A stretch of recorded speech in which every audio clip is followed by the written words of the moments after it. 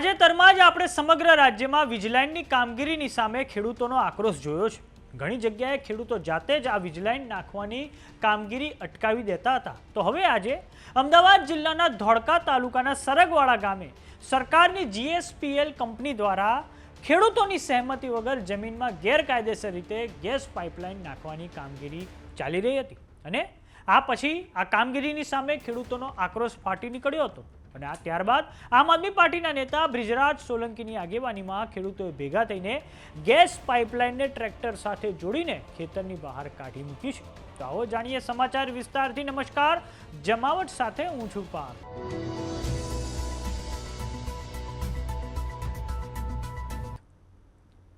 આ તો માત્ર ટ્રેલર છે, પિક્ચર હજી બાકી છે। આ શબ્દો છે આમ આદમી પાર્ટીના નેતા બ્રિજરાજ સોલંકીના।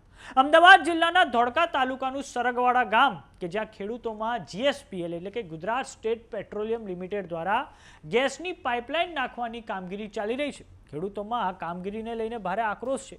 ખેડૂતોનો આક્ષેપ છે કે તેમની જમીનોમાં તેમની જ મંજૂરી વગર આ ગેસની પાઇપલાઇન નાખવાની કામગીરી થઈ રહી છે। આ મુદ્દે કલેક્ટર, મામલતદાર, સ્થાનિક વહીવટીતંત્રને વારંવાર લેખિત રજૂઆતો અને આવેદનપત્રો આપવા છતાં તંત્ર દ્વારા કોઈ યોગ્ય જવાબ નથી મળ્યો। એટલું જ નહીં, વાવણીનો સમય થઈ ગયો હોવાથી ખેતરોમાં આ ગેસ પાઇપલાઇનના લીધે ટ્રેક્ટર ચલાવવામાં હવે મુશ્કેલી પડી રહી છે। તો હવે આજે સરગવાડા ગામના ખેડૂતોએ આમ આદમી પાર્ટીના નેતા બ્રિજરાજ સોલંકીની આગેવાનીમાં એકઠા થઈને ખેતરોમાં દબાયેલી આ ગેસ પાઇપલાઇનોને ટ્રેક્ટરો સાથે બાંધીને ખેતરની બહાર ખેંચી કાઢી છે। આ મામલે હવે આમ આદમી પાર્ટીના નેતા બ્રિજરાજ સોલંકીની પ્રતિક્રિયા સામે આવી છે, જેમાં તેમના દ્વારા કહેવામાં આવ્યું છે કે આ લડાઈ વળતર મેળવવાની નથી, પરંતુ ખેડૂતોના અસ્તિત્વની અને જમીન બચાવવાની લડાઈ છે।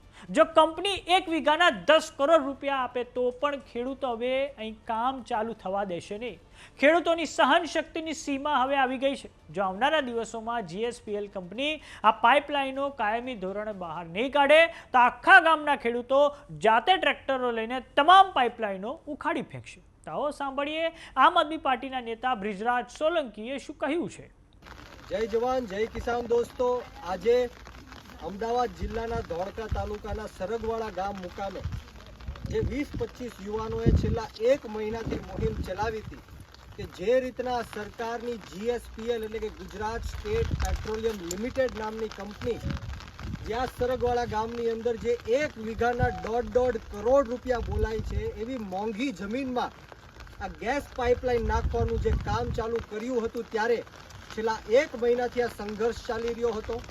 અનેક દિવસોથી આંદોલન ઉપર અમે ઉતર્યા હતા। અમે કલેક્ટરને આવેદન આપ્યું, મામલતદારને આવેદન આપ્યું, તલાટીને રજૂઆત કરી, ધારાસભ્યને રજૂઆત કરી, છતાં પણ કોઈ પણ જાતનો અમને જવાબ મળ્યો નહીં।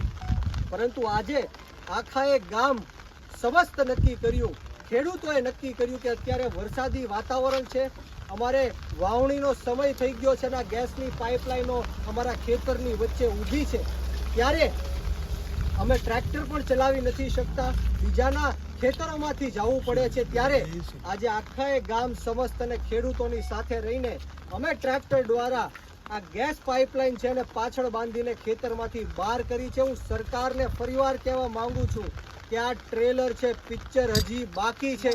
જો આવનારા દિવસોમાં તમારી આ જે જીએસપીએલ કંપની છે અમારા ખેતરમાંથી આ પાઇપલાઇનો બહાર નહીં કાઢે તો અમે આખા ગામના ખેડૂતો જાતે ટ્રેક્ટર લઈને બધી જ પાઇપલાઇનો બહાર કાઢીશું। એનું કારણ છે કે એટલા બધા સમયથી આ પાઇપલાઇનોની અમે રજૂઆત કરી, આવેદનો આપ્યા, પણ ક્યાં સુધી આ ખેડૂતો સહન કરશે। એક સહન કરવાની લિમિટ છે, શક્તિ છે, એ પણ અમારી ખૂટી ગઈ છે। ત્યારે હું સરકારને ફરીવાર વિનંતી કરું છું કે અમે અહિંસાને માનવાવાળા લોકો છીએ, પણ જો આ સરકાર અમારી વાત નહીં સાંભળે તો અમે શહીદ આઝમ સરદાર ભગતસિંહના માર્ગ ઉપર પણ ચાલવા માટે તૈયાર રહેશું।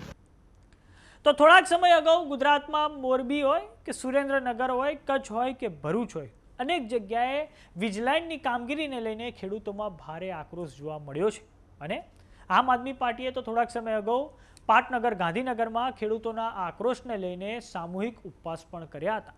ખેડૂતોનો આક્ષેપ છે કે જ્યારે વીજલાઇન નાખવાની જે કામગીરી કરવામાં આવે છે તો તે કામગીરીમાં તેમને વળતર નહોતું મળતું। આ ઉપરાંત પોલીસ પ્રોટેક્શન સાથે કંપનીના કર્મચારીઓ દાદાગીરી પર ઉતરી આવતા હતા। તો તો હવે ત્યારબાદ કૃષિમંત્રી જીતુ વાઘાણીએ પ્રેસ કોન્ફરન્સ કરીને જાહેરાત કરી છે કે હવે ખેડૂતોને વીજલાઇન નાખવાની કામગીરીમાં બજાર ભાવના 2 ગણા જેટલું વળતર આપવામાં આવશે અને સાથે જ હાલમાં જે વળતર જાહેર કરવામાં આવ્યું છે અને તે અગાઉ પણ જે પણ ખેડૂતોના ખેતરમાં વીજલાઇન નાખવાની કામગીરી ચાલી રહી છે તેમને પણ હવે તફાવત ચૂકવવામાં આવશે.